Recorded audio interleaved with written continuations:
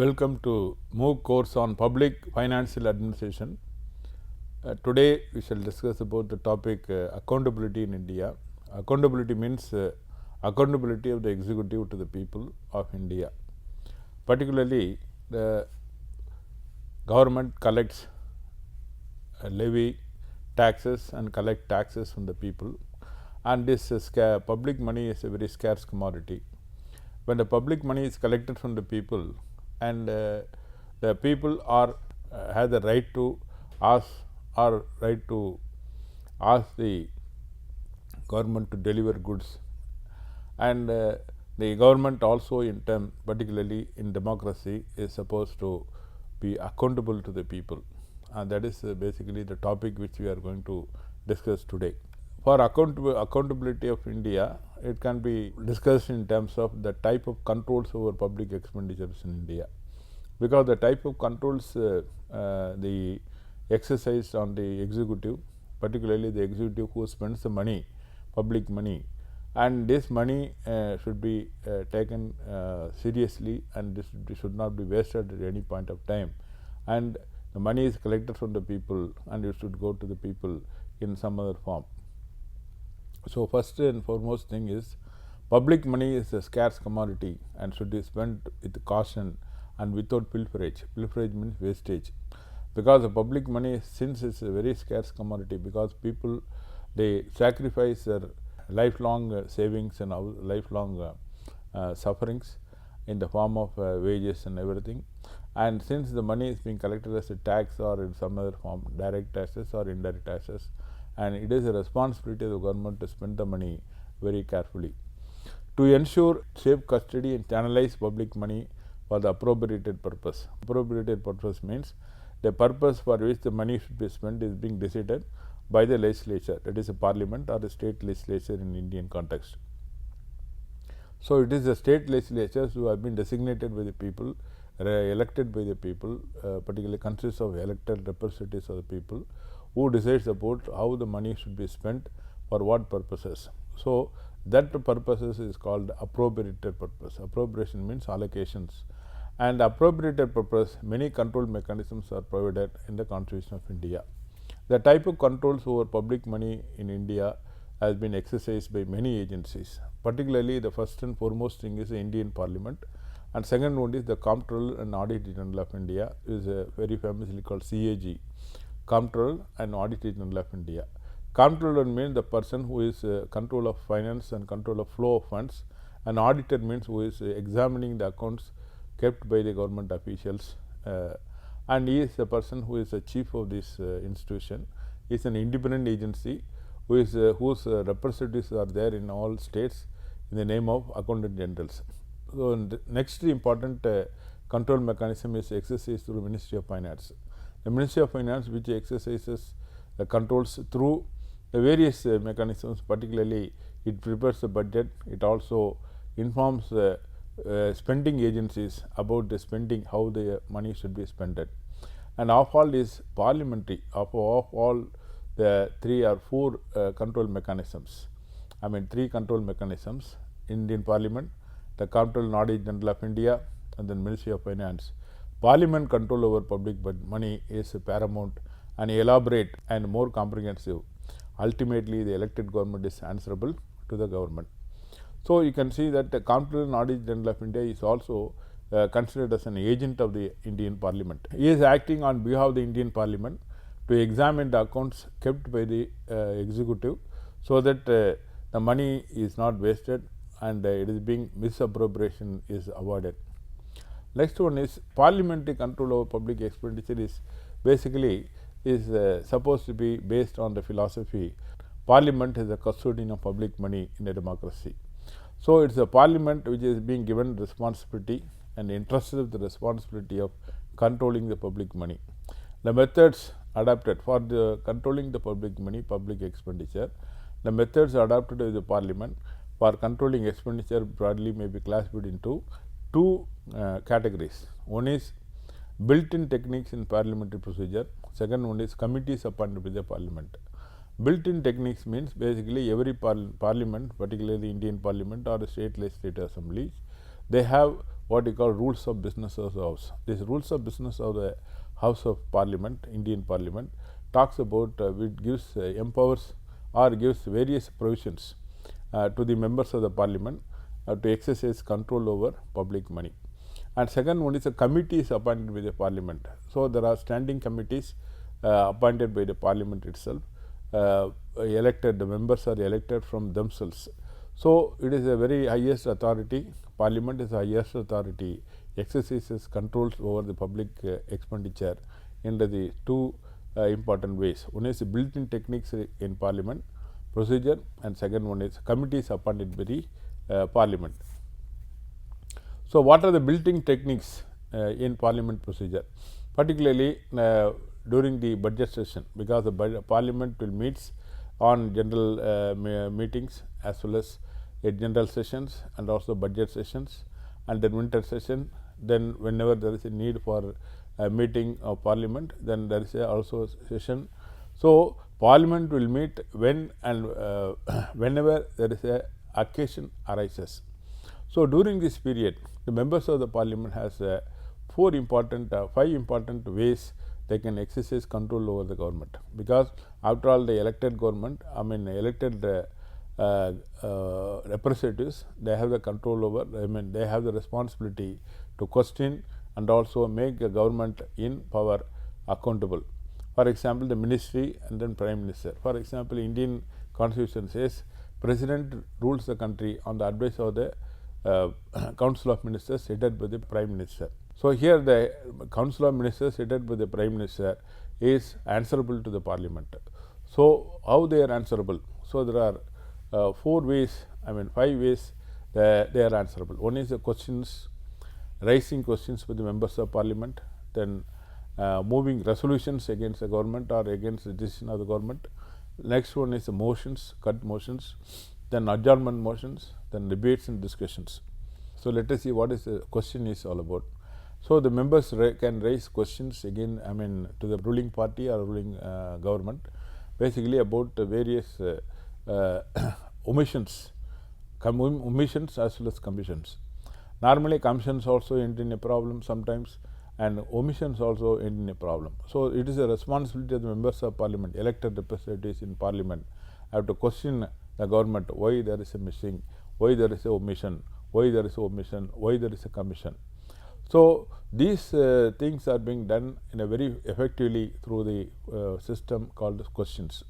So the questions represent a very powerful technique of Parliament control over the expenditures. A question is a request made by a member of Parliament for an oral explanation from the concerned minister. For example, if there is some questions raised with regard to industry, suppose if the industrial policy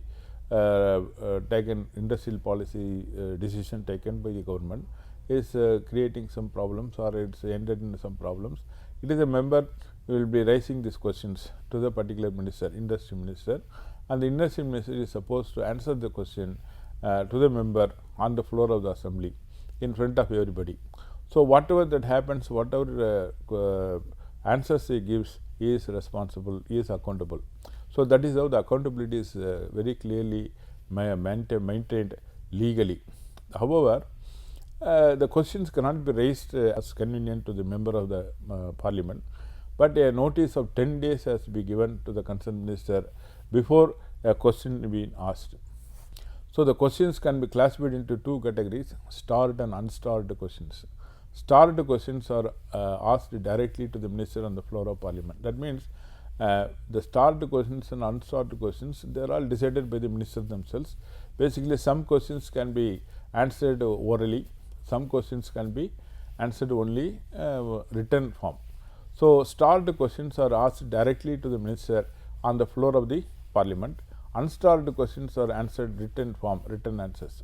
On the floor of the House, it is the minister who is answered the question, but the answers are prepared by the officials of the concerned department. That means there is not only the minister, the government in power is being accountable, made accountable, but although the ministry and then the officials who are concerned with that, they are also made accountable to the Parliament. Then again, the question hour has been described as a searchlight turned on administration and it can reach among us remotest and the darkest of its recesses and expose them to the public law. So, there are many issues have been brought by the members of the parliament during the question hours. So, we come to know about the working of the government, we come to know about any issues that is in the policies, particularly in the policy level questions or in the policy implementation level problems. All these are being exposed by the members of the parliament only through these questions. So, rules prescribe conditions of admissibility of questions, and speaker or any other presiding officer may allow or disallow the questions in light of these conditions. Suppose if the minister is ready for answer the question, then the member can also raise a supplementary questions with regard to the questions, main questions. Next one is resolutions. The term resolution is used in respect of certain kinds of motion only. Two kinds of motions are those which recommend a particular course of action to the government, and second, those seek censure an individual minister or whole ministry.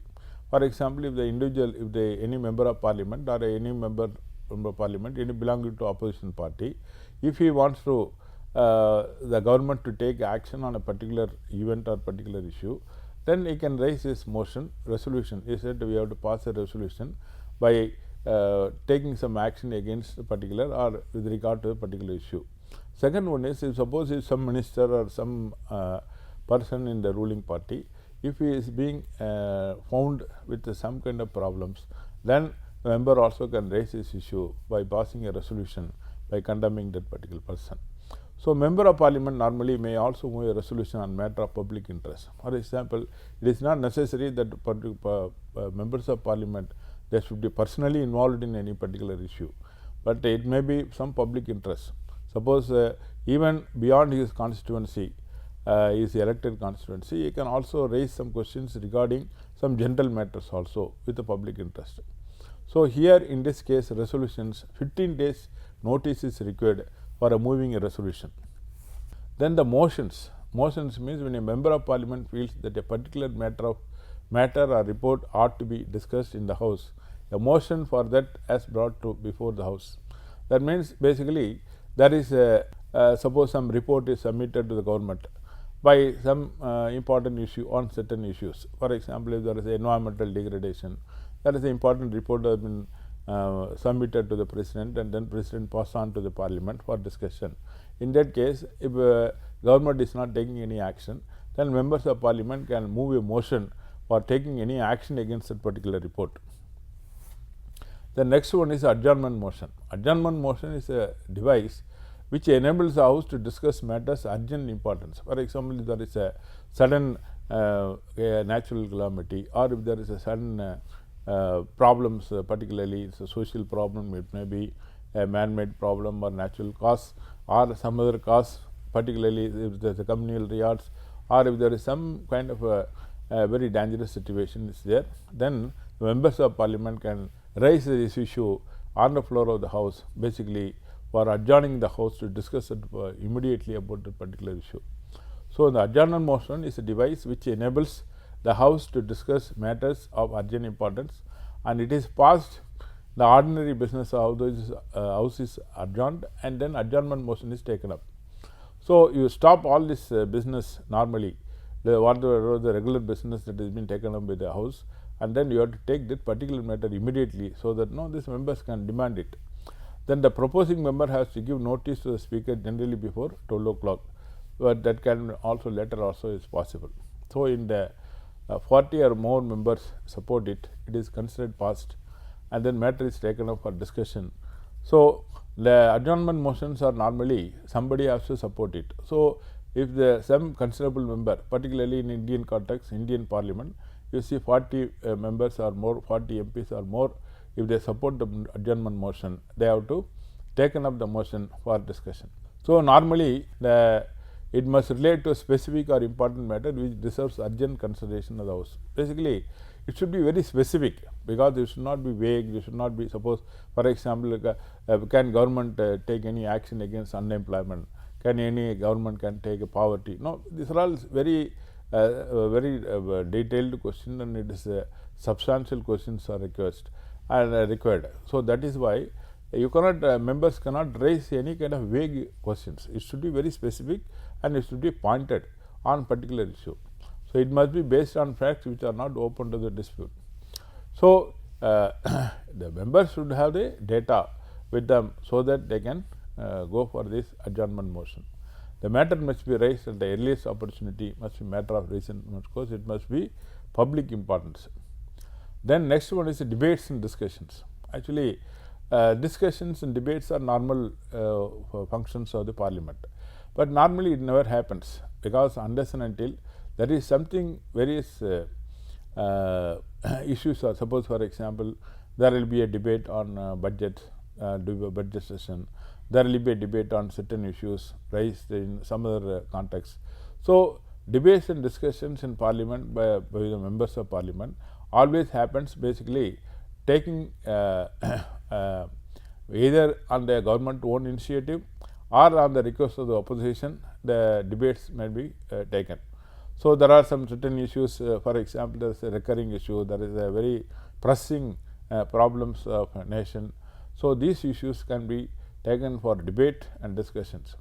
Particularly this kind of issues are taken up only when there is some kind of committees or special committees or high powered committee, when they throw some light through the some kind of reports, then the members of parliament can go for these debates and discussion, specific debates on specific questions. So calling attention motion is another method of parliament can ask for explanation or clarification from the minister on matters of urgent public importance.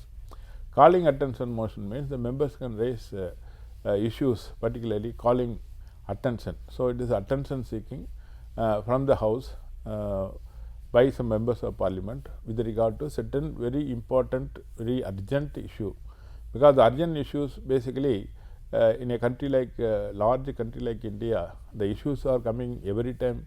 So in 141 crore population, 131 crore population, the issues, there is no dearth of issues. So there is always some issues. So the members raise this. It is a very dynamic situation. So speaker is free to grant such a request to allow or not to allow the debates or discussion. Then with regard to the financial control, because our focus is basically the financial control. The financial control is there particularly at the time of budget session, when suppose demand for grants is being presented by the concerned minister, suppose the health grant or the grant for the demand for grant for the education department or demand for grant for the industrial department. So such kind of grants, demand for grant money bills are introduced, then the members can raise the issue with regard to the particular subject by raising these cut motions. So cut motions is nothing but cut off certain amount of rupee from the demand made by the particular minister, so that to attract the attention of the government, so that it can be go ahead with that. So there are three types of cut motions. One is a policy cut motion, token cut motion, and then the economic cut motion. So normally the cut motions are introduced to discuss policies pursued by regard to specific matter by the minister concerns, or to ventilate grievances or suggest economies. So such a motion has to focus on the demand on one matter, not all the matters which needs to be precisely stated. There are three types of varieties of cut motions. One is policy cut, second one is token cut, and third one is economic cut. So policy cut means the members of parliament will say that I want a reduction of 1 rupee from the budget that is being allocated for the health department by the health minister for the purpose of discussing some issues, health related issues, that is in his own constituency. That is the one kind of policy cut. Second one is token cut. This is a reduction of 100 rupees. An amount of grant is sought to be reduced to 100 rupees, and the purpose is to ventilate to grievance relating to the demand. So policy cut is with regard to focusing on problems in a particular policy. Second one is token cuts reduced to 100 rupees, so that the members can raise some issues regarding that particular issue. Next one is economic cut. This means directed to reduce the demand by such amount. Suppose a particular department going for the 1,000 crores demand, 1,000 crore budget for a particular department, then you can say you can reduce it to the 500 crores. So that why you waste money. So this is a way that members exercise controls over the budget. Of course, these are all basically to ventilate grievance of the members of the parliament, basically with regard to the policy, with regard to the economy, with regard to the certain issues relating to the particular matter. So this is called cut motions, is the one way that the financial aspect is there. Then control through committees, standing committees. Standing committees means the committees, there are three important committees are formulated by government, constituted by the parliament, Indian parliament. One is public accounts committee, second one is estimates committee, third one is a committee on public undertakings, and fourth very important committee is what we call very innovation, particularly from 1993 onwards. In 1993 onwards, a new type of functioning was made, particularly or possible in Indian parliament, that is called creation of departmentally related standing committees. Let us see one by one. Public Accounts Committee. What is this Public Accounts Committee? Public Accounts Committee is actually suggested by the Government of India Act 1919. It was constituted in 1921.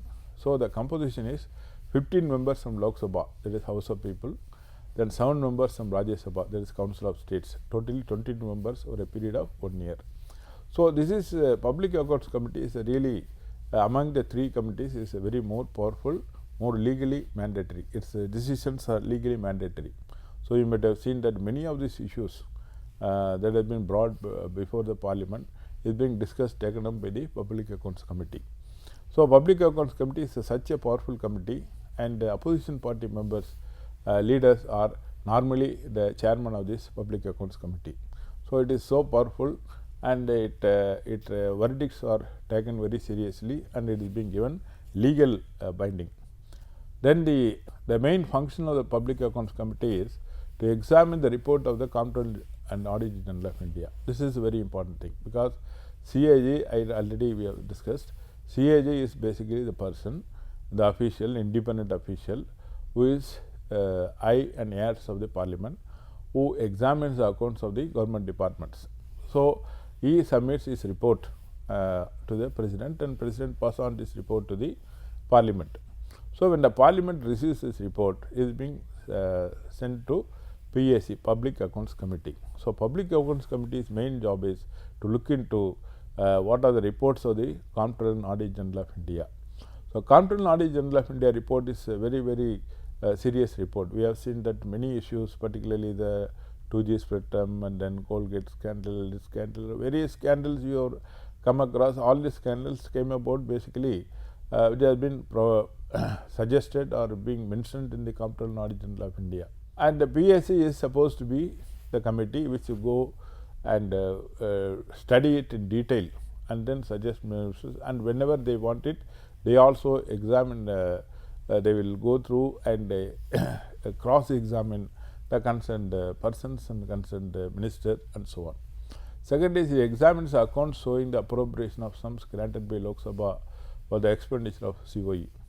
This is very important, because the accounts showing the appropriation of sums granted by Lok Sabha for the expenditure of Government of India. See, Government of India, suppose for example, Government of India every year spends about 30,50,000 crores. That means it is a large sum of money that has been allocated to the Government of India. Now PAC's main job is to look into that, whether this money is being spent for the appropriated, that means allocated purposes. Because this is a very, very important job or function, because the final or the verdict of the PAC is legally mandatory, because they have to take action. It is something like more than a court, it is being there. So that is why the state corporations, stating it is not only Government of India, state corporations, trading and manufacturing schemes, projects, together with the balance sheets, autonomous and semi-autonomous bodies. So it is a very powerful body of the Indian Parliament. The reports of the PAC, Public Accounts Committee, is being widely published, given widely publicity by the dailies. Now, there are certain limitations of the Public Accounts Committee. One is the committee cannot interfere in the internal administration of the department. Suppose it can only give the report, but at the same time, even though it is a very powerful committee, it cannot intervene into the functioning of the system. Next, it cannot disallow any item of expenditure, it can only call attention of an item.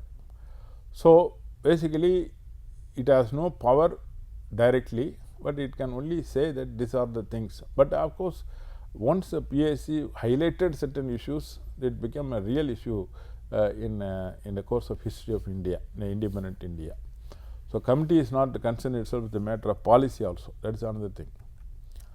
Then next committee, Standing Committee of Indian Parliament, is the Estimates Committee.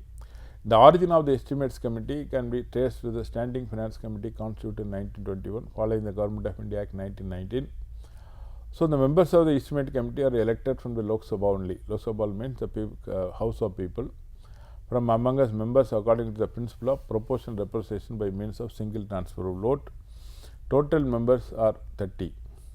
So, what are the functions of this committee? It is a very interesting committee because the Estimates Committee is the more innovative. Particularly, it is not like PAC, it is not looking into the past events, but it looks into the future events.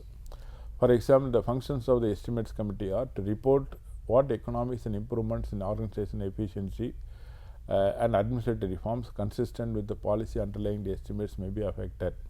So, basically that is why I said it is more innovative, because it is looked into the future, it is not looking into the past, but it is looking into the how to increase the organizational efficiency, and also it suggests administrative reforms.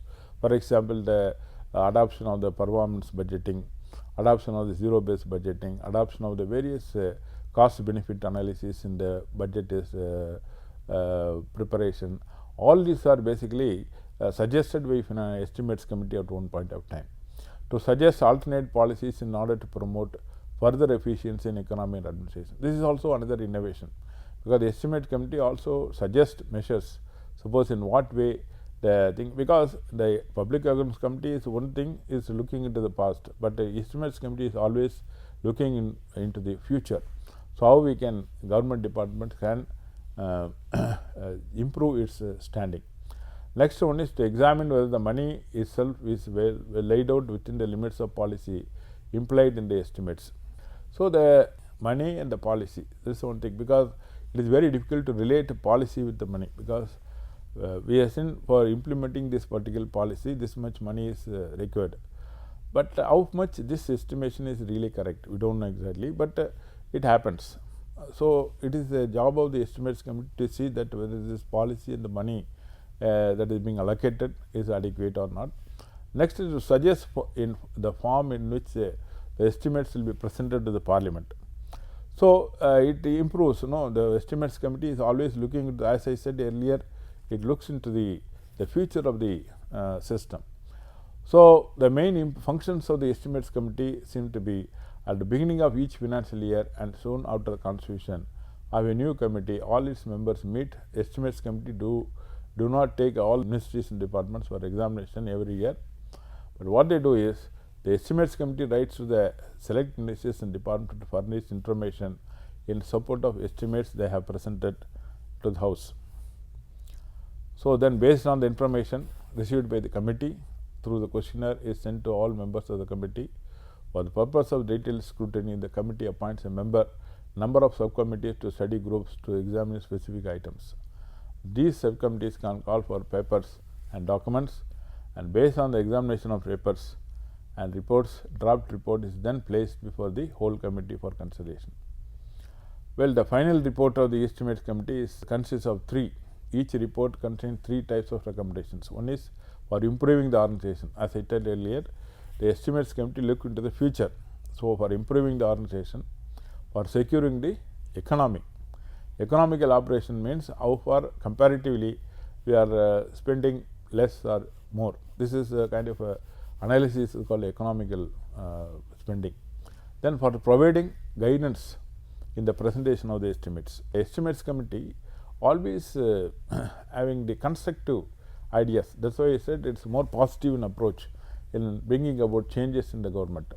For example, the CA, one important argument put forth by the experts is that the Comptroller and Auditor General of India is not giving adequate support to the estimates committee, basically because CAG is also working in the same way how to improve the performance of the government while he is auditing the accounts of the government. But the estimates committee work in a different footing, so it goes a little bit further beyond CAG's approach. But CAG's support is not there, that is the kind of. Then recommendation of the committee is always advisory in nature. The next one is Committee on Public Undertaking. The Committee Public Undertaking is there are public sector enterprises have been established under the 5-year plans in India. And in 1991 there was a new industrial policy recommended that there should be more encouragement given to the private sector rather than public sector. So there was a disinvestment commission was made and then created, and then disinvestment commission it privatized many of the public sector enterprises. Some of the public enterprises, sector enterprises were closed down. All these things happened. But despite all this, now still there are many public sector enterprises in India which are functioning very well, and what they call it as a Navaratna undertakings. This Navaratna means those public undertakings which are performing well. That is the best public undertakings are there. So we have such kind of undertakings are being scrutinized with this Committee on Public Undertakings, because it has its own responsibility, because it cannot go along with this like a very rigid form of things. It is very innovative like estimates committee. So total members are 22 members of in the committee, 15 members drawn from Lok Sabha, that is House of People, and 7 members drawn from the Rajya Sabha for a period of 1 year. So what are the functions of the Committee on Public Undertakings? To examine the reports and accounts of public undertakings specified in the schedule, and Directorate of Vigilance, Indian Airlines Corporation, and then LIC, ONGC, like that. You see that the functions of the Committee on Public Undertakings is more positive and more innovative. Then to examine reports, if any, of the CAG on the public undertakings falling within the scope of committee. For example, CAG also gives his report on various public undertakings and in his reports. So he also, the Committee on Public Undertakings also review this committees, committee reports, CAG's report with regard to Committee on Public Undertakings. Well, beyond this committee, from 1993, that is from 31st March 1993 onwards, the Indian Parliament has changed its approach to the budget session, because previously budget session means first it will be presented in the Lok Sabha, then in the House of People, the lower house, and it will be sent to after completing the process, it will be sent to the higher Rajya Sabha, that is the upper house, the Council of States. Then after 14 days it will be sent back, and then money bills will be getting the President assent, and then appropriation bill will be passed lastly, finance will be passed. This is how the budget sessions were there. Normally most of the members, they don't very actively taking part in the discussion. From 1993 onwards, there was a new changes type made in the Indian Parliament. They said that entire house, entire Lok Sabha and Rajya Sabha members were divided into various committees, standing committees, which is called departmentally related standing committees. The departmentally related standing committees means for each department or 2 or 3 departments put together, and there is a committee is being appointed, consists of 45 members. Each committee consists of 45 members, 30 drawn from Lok Sabha and 15 drawn from Rajya Sabha. And these 45 members, they look into one particular issue. Like that, there are 17 standing committees being appointed by the Parliament for a period of 1 year. So every year the members will change from one committee to another committee. Now the standing committee's main job is to look into, particularly whenever the budget is presented for the particular department, then the particular, suppose committee, standing committee on petroleum, standing committee on industry, standing committee on commerce. When these committees present the budget, present the budget money bills, it will be referred to the standing committees. So, standing committees main work is to scrutinize in detail the budget estimates prepared by the particular ministry and then send this report. It can take 15 days for the scrutinization.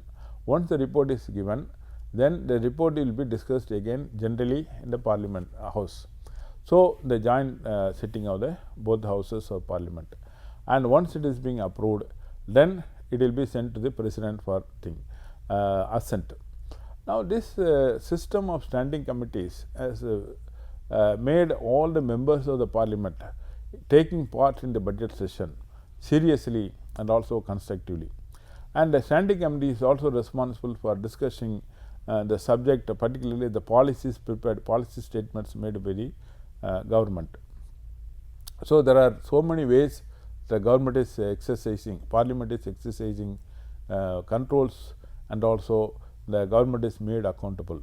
So, the accountability of government, accountability of the executive to the people, to the Parliament, and also Parliament in turn to the people, and this being, it is a chain reaction and chain action, so that the accountability is maintained in India in a more smooth manner, and this is how the things are happening. And I think to summarize, what you have learned is that accountability in India is being exercised through three important institutions. One is Indian Parliament, second one is the Ministry of Finance, and third one is the Comptroller and Auditor General of India. The Comptroller and Auditor General of India is an independent agency, it is an autonomous agency. He is actually acting on behalf of the Parliament. So, his reports are being presented to the Parliament for scrutiny. So, that is why even though the Comptroller and Auditor General of India is an independent agency, he is basically acting as eyes and ears of the Parliament. So, ultimately it is a Parliament which controls the executive for it, because the executive prepares the budget. For example, Ministry of Finance which prepares the budget, and it is being presented to the Parliament. Again, once the Parliament approved the budget, it is being sent back to the Ministry of Finance for spending. So, it is through this Ministry of Finance entire operation is being taking place. Even though executive exercise control, the auditing agency like a Comptroller and Auditor General of India is exercising control over the public, but it is a Parliament control over the budget. Public expenditure or finance is very, very important, because it is the agency, it is the only agency which actually acts as the eyes and ears of the people. So, the various committees, standing committees, as well as the various measures taken by the members of Parliament, and then the powers of the members of Parliament, all have very important bearing on the financial position or financial accountability in India. And I think I thank you for this.